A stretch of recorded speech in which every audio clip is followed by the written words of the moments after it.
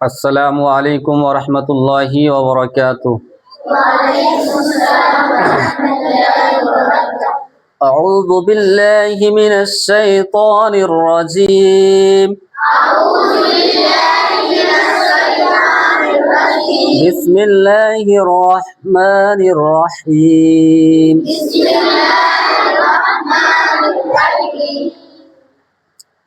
Cavour आवाज আছে आऊज़ु बिल्लाहि, आऊज़ु बिल्लाहि।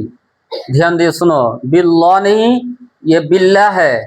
लफ्ज अल्लाह के लाम से पहले लफ्ज अल्लाह, আল্লাহ যে লেখাটা থাকে সেই লেখাটার আগে যদি জেদ থাকে, কোন হরফে যদি জেদ থাকে তো সেটা পড়া যাবে, সেই লামটা পড়া যাবে বারিক। বারিকের অর্থ হচ্ছে पतला। लफ्ज अल्लाह के लाम से पहले जेर है, इसलिए ये लाम बारिक होगा। बा लाम जेर बिल, लाम खड़ा सबल ला, बिल्ला क्यों पढ़ो ना बिल्ला। लफ्ज अल्लाह के लाम से पहले अगर जबर है या पेश है तो वो लाम पुर होता है। पुर के माने पुरेर अर्थ के पढ़े देखाओ, पर भी पढ़े देखाते। हमजा में जबर है, हमजा लाम जबर अल, लाम खड़ा जबर ला, अल्लाह हाफिजहु, अल्लाहु। अल्लाह नामेर आगे यदि जबर या पेश থাকে তাহলে সেই লাম কি হবে? পুর হবে। আর যদি জেদ থাকে বারিক হবে। বারিকের অর্থ হচ্ছে পাতলা। তো এখানে আছে বিল্লাহ, হামজা জবর আ, আইন ওয়াও পেশ উ, আউ, জাল পেশ জু, আউযু বিল্লাহি। এই কোন দিকে ধ্যান হয়েছে? बिल्लाहि, बालाम जेर बिल, यहाँ जेर है, इसको बारीक पढ़ेंगे। पढ़ो फिर से, अऊज़ु बिल्लाहि मिनश शैतानिर रजीम।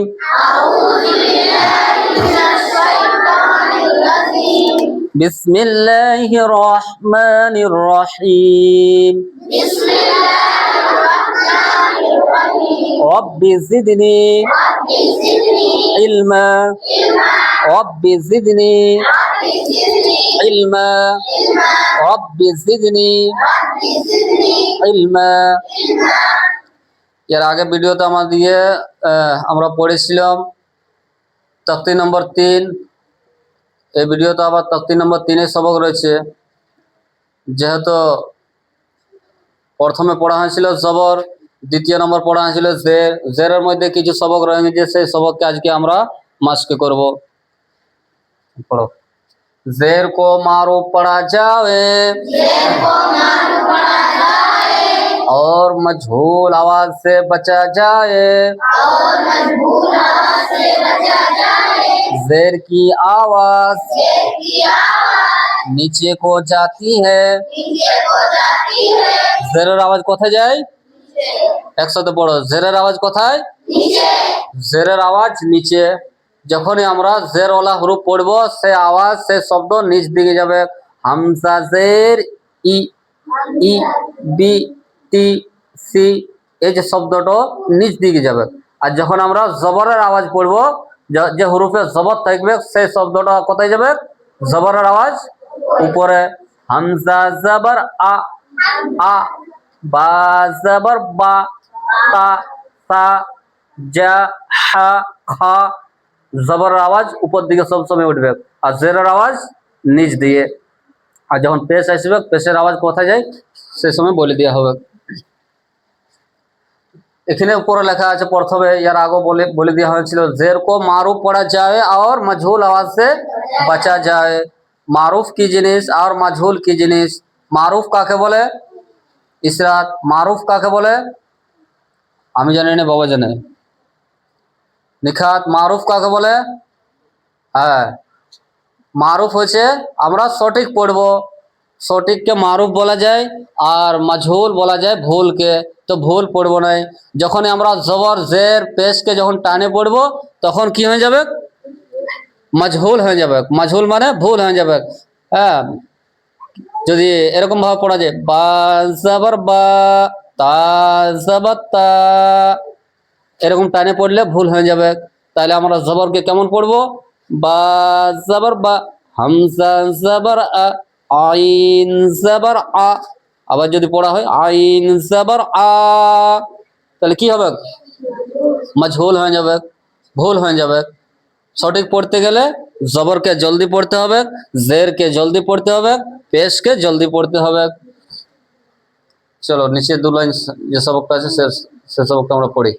শিন জবর শা, র জের রি, সারি, বা জবর বা, সারিবা, सारिबा, आमिला, आमिला ले हमजा दिए, आमिला नहीं होता है, आइन से यहाँ से निकालो, यहाँ से हलक से आइन को, आमिला, आमिला, যেমনি কষ্ট করবে যেমনি মেহনত করবে তেমনি ফল পাবে। আরামের সাথে ইয়াদ করলে ইয়াদ হবে নাই, অল্প ধ্যান রাখতে হবে আর হরফগুলোর উচ্চারণ করার চেষ্টা করতে হবে, তবে আমরা সঠিক পড়তে পারবো। নুরানি কায়দা হচ্ছে ভিত, নুরানি কায়দা বলা হয়েছে ভিত। ভিত যেমন আমার মজবুত থাকবে তেমনি আমি আগের দিকে বাড়তে পারবো। নুরানি কায়দা যদি আমাদের কাঁচা থাকে, ঠিকভাবে যদি পড়তে না পারা যায়, তো কোরআন শরীফ পড়ার জন্য আমাদের কঠিন হবে, সঠিক আমরা কোরআন শরীফ পড়তে পারবো না। অতএব আমরা নুরানি কায়দাকে শুদ্ধ করে পড়বো, সুন্দর করে পড়বো, ভালো করে পড়বো। আমিলা, আইন জবর আ, মিম জের মি, আমি, লাম জবর লা, আমিলা, বারিকা, বা জবর বা, রা জের রি,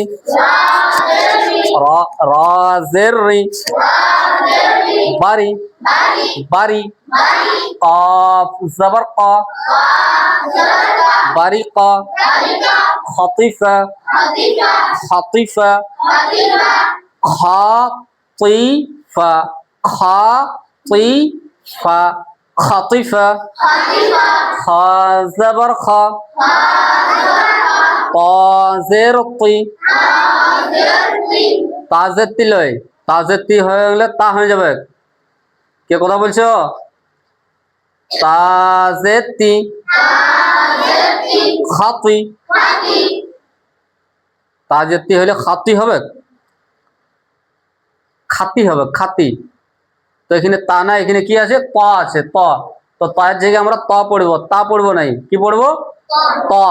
খাতি, ফা জবর ফা, খাতিফা, জাজিআ, জাজিআ, জিম জবর জা, জা জের জি, জাজি, জাজি, আইন জবর আ, জাজিআ, সাকিমা, সাকিমা, সিন জবর সা,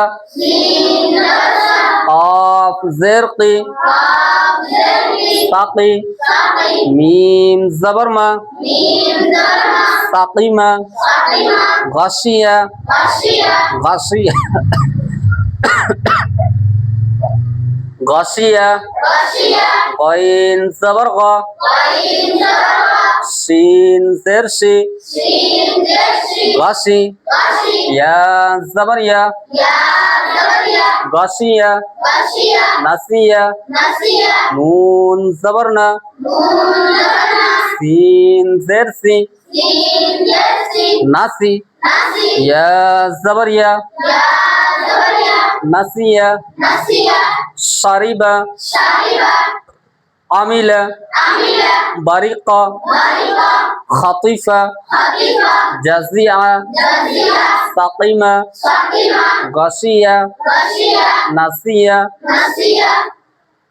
নুরানি কায়দা আমাদেরকে সুন্দর করে পড়তে হবে, নুরানি কায়দাতে আমাদেরকে মেহনত করতে হবে। নুরানি কায়দা পড়ার জন্য আমাদেরকে ঘরের মধ্যে সময় বের করতে হবে, টাইম বের করতে হবে। বাংলা টিউশনি আছে, স্কুল আছে, ওর মধ্যে আধা ঘন্টা 1 ঘন্টা করে যদি আমরা বাড়িতে সময় বের করি আর নুরানি কায়দা নিয়ে যদি পড়ি, আবার যে এখানে যদি বুঝতে না পারা গেছে যে যে রেকর্ড করা হয়েছে, ভিডিও করা হয়েছে, पसीना बहा करके एक एक वीडियो बनाया जाता है, जो लोग देखते हो थोड़ा एहसास कीजिएगा, ऊपर तरफ मत टाल दीजिएगा। তো কি বলা হয়েছিল, নুরানি কায়দা আমরা বাড়ির মধ্যে সময় করব, সময় করে বাইর করব, আর নুরানি কায়দা আমরা মেহনত করব, নুরানি কায়দাতে আমরা বেশি বেশি করে সময় দেব। নুরানি কায়দা হচ্ছে ভিত। ভিত বলা হয়েছে যে কোনো একটা বাড়ি বানা হয়, তো ভিত যদি আমার মজবুত থাকে তাহলে বাড়িটা আমার আগু দিকে বাড়ানো যাবে, একতলা থেকে দুতলা, তিনতলা, চারতলা, পাঁচতলা পর্যন্ত করা যাবে। আর ভিত যদি আমার গোলমাল থাকে, ভিত যদি আমার কাঁচা থাকে, ভিত যদি আমার দুর্বল থাকে, তাহলে বাড়ি আমার উপর দিকে উঠানো যাবে নাই। ঠিক নুরানি কায়দা আমাদের যদি সুন্দর হয়ে থাকে, ভালো পড়তে পারি, সুন্দরভাবে পড়তে পারি, তাহলে কোরআন শরীফটা আমাদের জন্য কি হবে? সুন্দর হবে, ভালো পড়তে পারবো। আর কোরআন শরীফ যখনই ভালো পড়া হবে তখনই আমাদের নামাজের সময় নামাজ তো ভালো হবে। কোরআন শরীফ যদি ভুল থাকে তাহলে নামাজের সাথে যে আমরা কোরআন শরীফ পড়ি তো নামাজটা আমাদের কি হয়ে যাবে? ভুল হয়ে যাবে। এই বলে এখানে শেষ করা যায়। আসসালামু আলাইকুম।